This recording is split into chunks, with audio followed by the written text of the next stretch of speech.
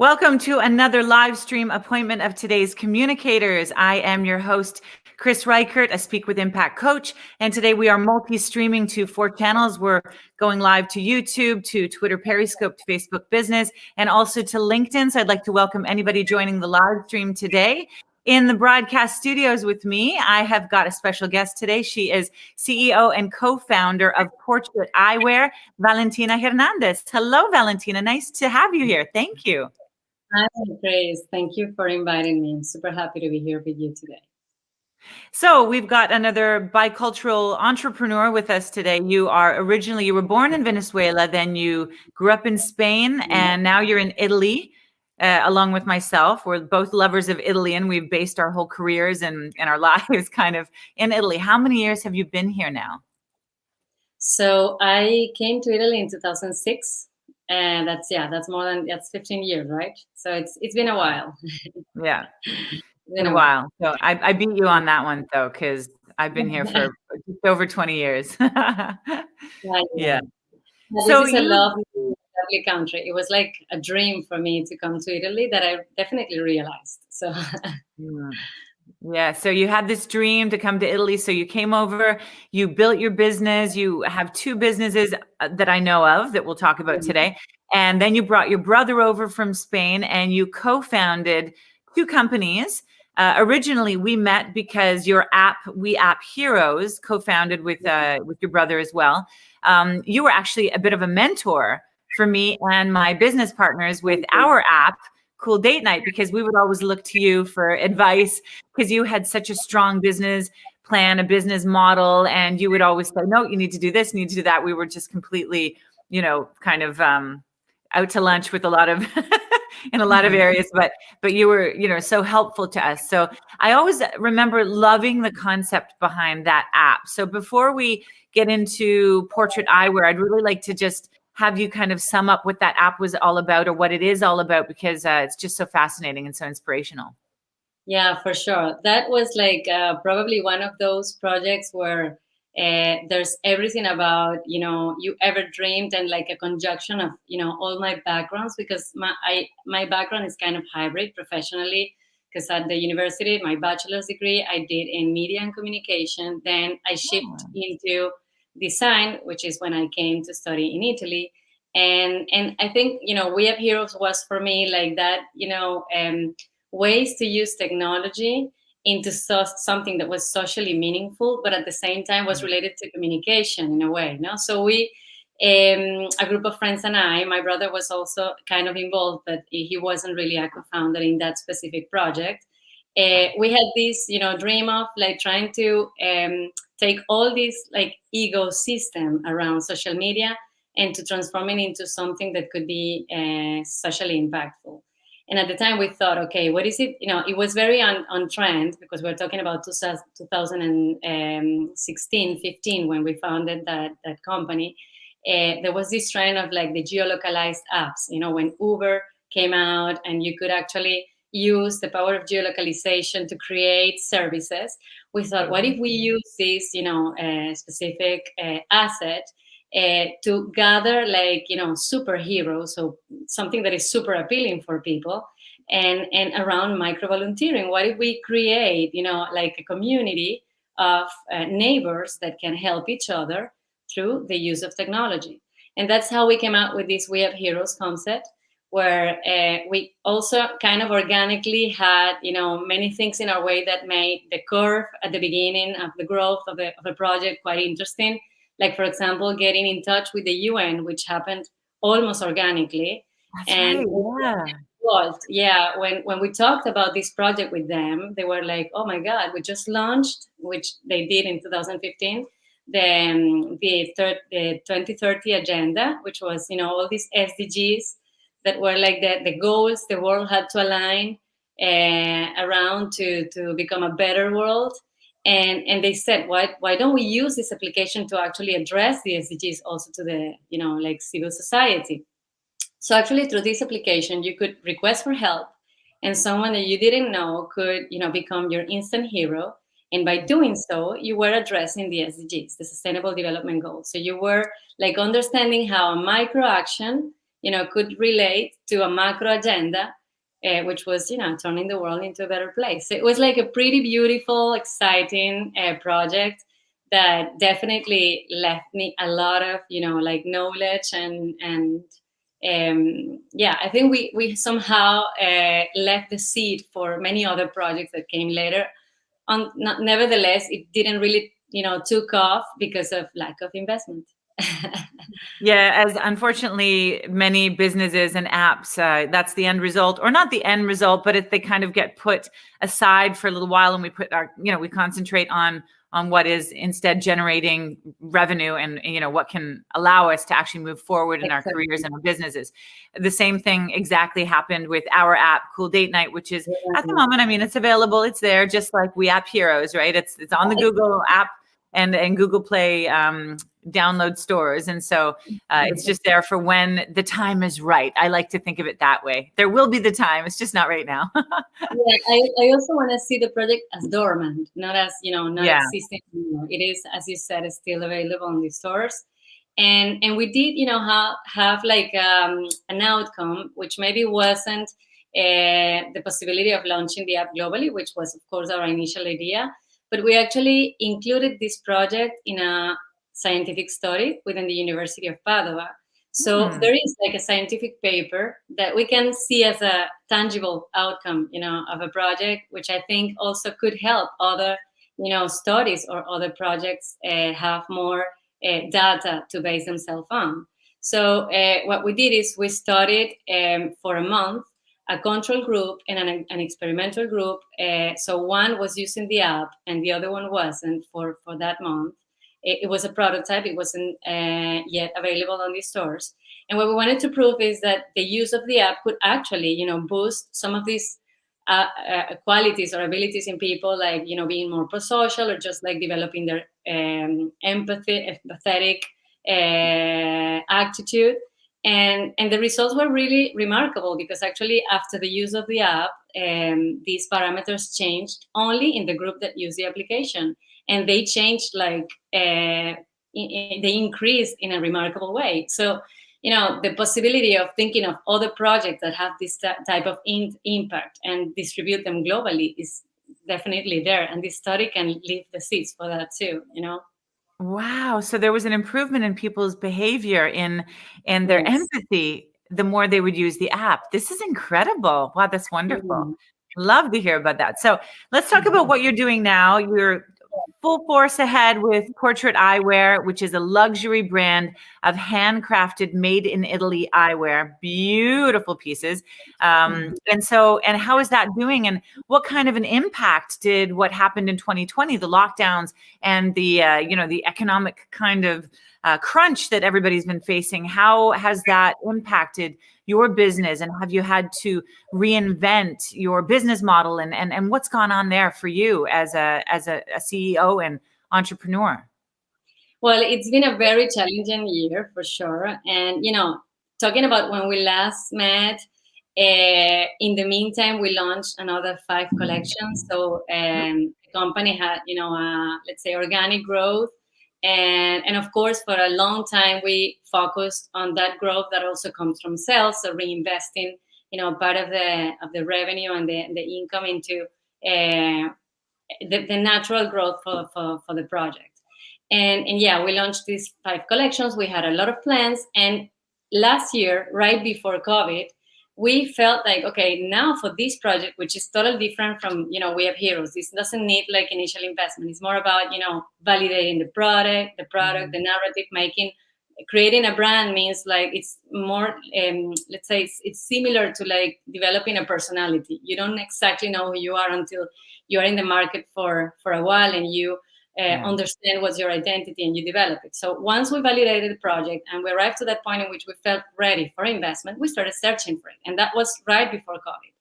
So when COVID arrived, the first thing that was affected was like our, business, let's say, growth plan, because many of the investors were like a little scared about investing in that specific moment.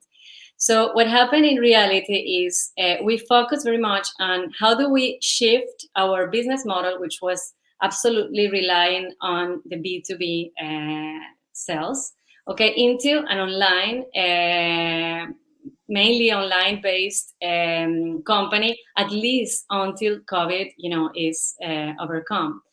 And we did like a plan that was already within the business plan, but we just like boosted it and made it more consistent and represented it to investors. So what's really like unlikely is that April last year, and in the middle of this situation, we made it to make a capital increase and bring funds into the company that were definitely very interesting into the development of the project. So this was like a Really?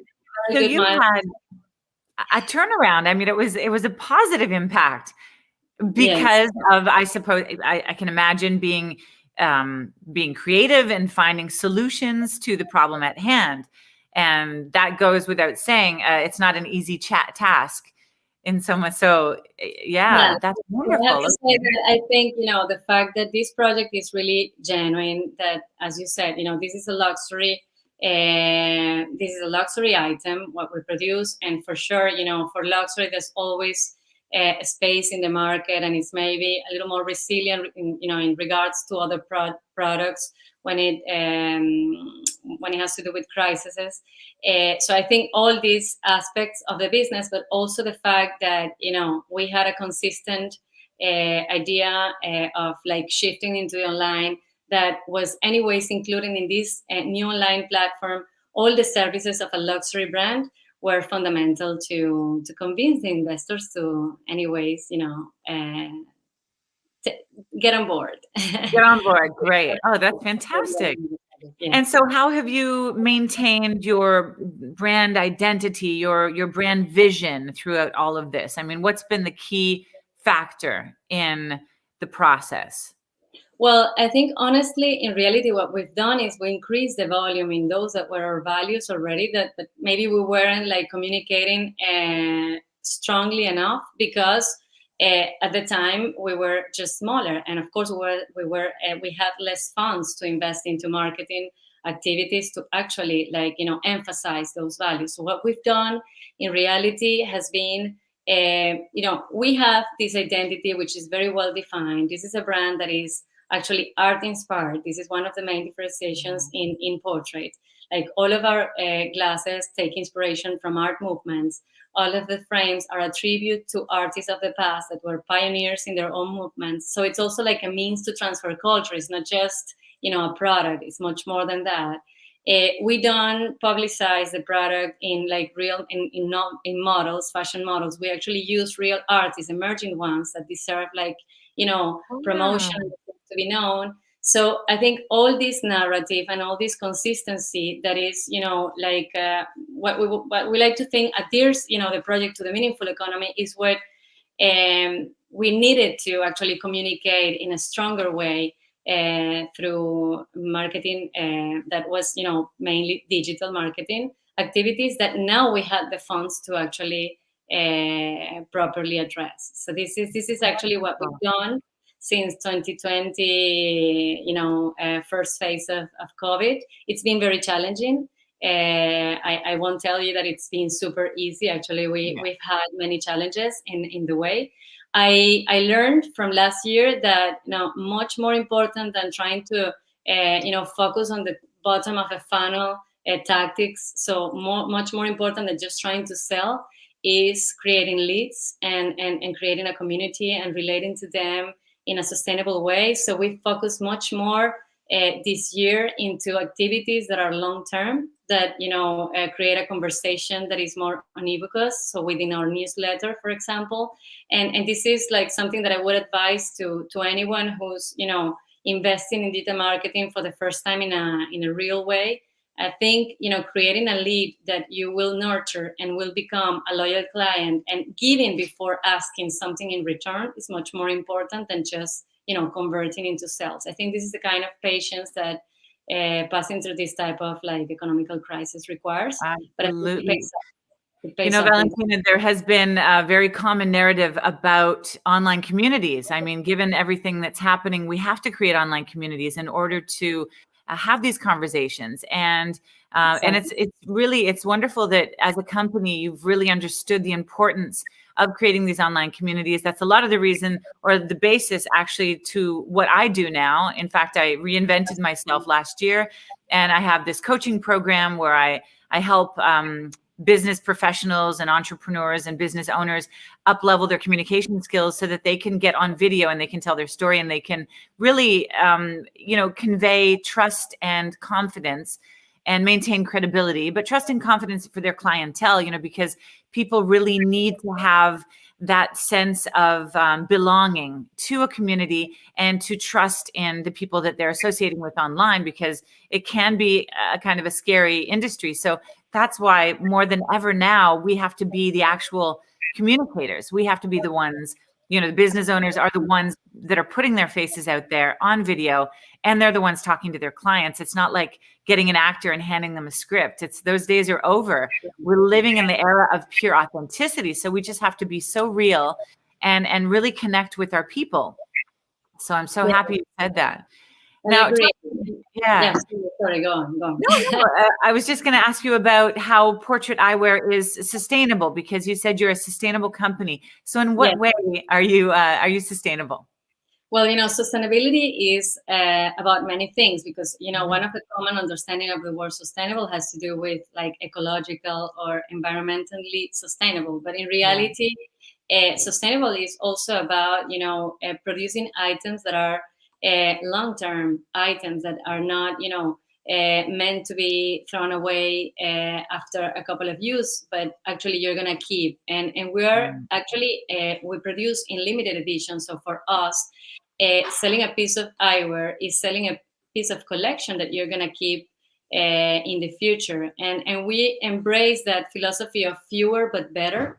There are a lot of companies, there are a lot of products in the world. We don't want to put just one extra product out there. We want to create something that has inherent value. I mean, the cost and the price has to do with actually the craftsmanship that's behind it. The type of supply chain that we're supporting is sustainable too, because we are working with handcrafters that have a genuine knowledge and that deserve to continue in time, because that type of knowledge cannot get lost. And so we're supporting this type of factories in Italy, in northern Italy specifically, and everything, of course, the selection of all suppliers within our supply chain have been done with this, research for sustainability means that's something that you can sustain in time. Oh, I love that. And I love that you are embracing this craftsmanship. There's so many industries that have been wiped out with the digitalization, so many, I don't know, the whole handmade concept, unfortunately, is becoming more and more obsolete. And, even for example, handwriting. Cursive handwriting is being, I think in most countries, I think in North America, definitely in Canada, they've just abolished it because they realize that children don't need to learn it anymore because they just are on their keyboards now on their computers.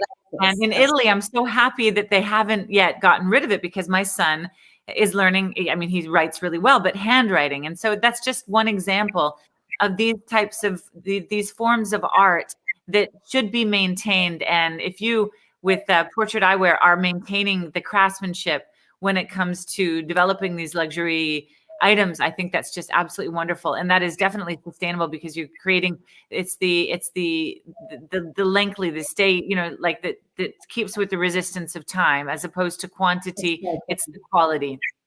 Exactly. Love it. This is how we see also luxury, that our vision of luxury is absolutely linked to quality and to, the complexity in the construction of an item that then, I mean, when you bring home, you see there's a real intention behind it. It's just not another product that's made in a scale and a giant scale of production. Yeah, absolutely. So talking of the digitalization of the world, what has been the most challenging aspect? So when you went from being purely B2B and offline to online now, and everything being digitalized, what was the most challenging aspect, or what continues to be? I think one of the most challenging is being a small company and a startup, where we have, of course, limited resources. when you compete out there in a market that is led by algorithms that favor engagement and favor also the popularity. So the brand awareness is at the top, and have all overcome that first step, which for other brands that have been more established in times or have been online for much longer is easier. I think it's just about competition being super aggressive, and early born brands being in a totally new field that hasn't been yet conquered. But I also want to see that as an opportunity, to be honest, because as I said, we are a product that is for a niche. We're not for everybody. So I think the challenge for us is mostly how to target that type of niche online. How do you find the people that actually understand and want to find product ours online, when Facebook seems to know everything about everybody? But how do you really find these people? Are they out there? Are they, really reachable by Facebook in the most efficient way? So I think it's that. And also, how do you keep your identity in this competition? Because you're a luxury brand, you don't want to make discounts to actually, create conversions. You wanna stay true to your model. So these are the type of things that, as an entrepreneur and as a team, we've discussed in a regular basis. But our how can I say, our conclusion has always been the same. Let's remain genuine. Let's try to focus on more long-term, tactics, and I think it is starting to pay off. Wow, that's wonderful. Yes. Okay, well, that's great. Well, if it's starting to pay off, that is, that's fantastic. I can see that that's a big challenge with the digitalization, because basically you don't know if a lot of brand awareness for other companies is functioning, mainly because they've probably invested hundreds of thousands of dollars into their marketing. And so you don't know if what, we've lost you for a minute there. This is the beauty of going live. I think there's a bad connection that was just cutting out. But just on that note, you never know if a brand is very popular because of the amount of money invested in marketing online and the paid promotions. Because nowadays, obviously everything is that is premium and upgraded as far as paid costs involved. Then that can have its benefits with online visibility. All right. Well, I think that we have lost Valentina Hernandez.